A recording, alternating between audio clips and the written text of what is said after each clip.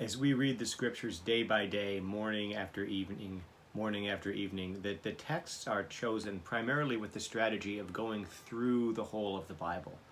And so it's surprising and nice when in some weeks we find there's a common theme through the 4 different books that we find ourselves traveling through at any particular moment.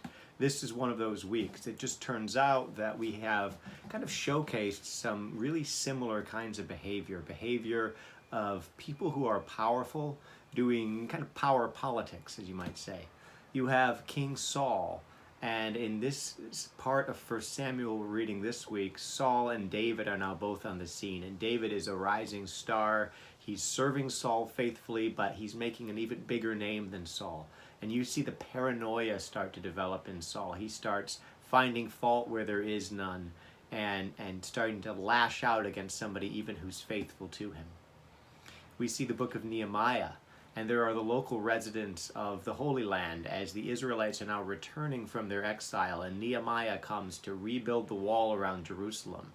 They're used to being the people in charge around here, and they don't like it that something new is happening that's going to increase the power position of Israel. And so they are trying all sorts of tactics, little lies, maneuvers, threats, any way they can to try to stop this wall from being built. And when it is built, we hear they decreased greatly in their own esteem. They're trying to hold on to their position and not let Israel come back to its place. We read in 2 Corinthians about people who Paul calls the super apostles, new people coming in claiming to be apostles, claiming authority in the church. And we hear from his description that they are really gaining this status through a lot of boasting, through pushing people around, putting everybody in their place, and propping themselves up. And Paul comes around and says, well, I'll join this boast fest, but his boast will be of his weaknesses and of his sufferings, because he knows that's actually what makes you great in the kingdom of God.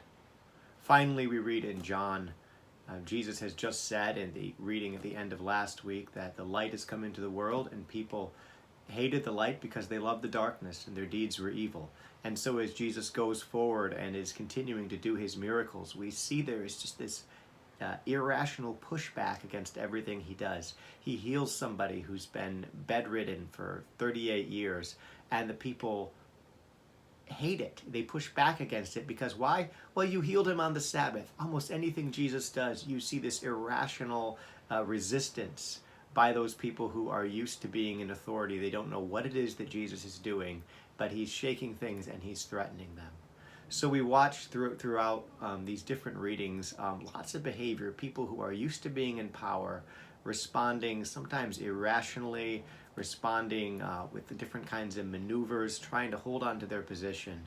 And we see Nehemiah, we see Jesus, we see David, we see Paul confidently moving forward amidst all of that pushback in what God has called them to do. Enjoy these wonderful scriptures this week. I hope you enjoy it.